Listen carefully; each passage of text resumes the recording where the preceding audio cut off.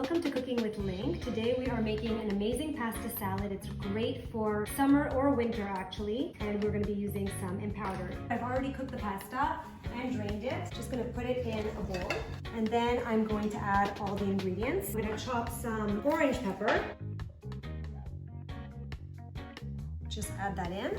And some corn, green olives, sun-dried tomato, and some chopped artichoke.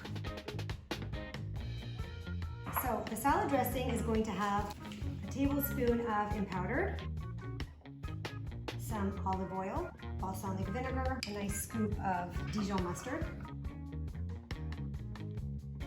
and salt and pepper to taste. So once this is all done, you just mix it into the salad.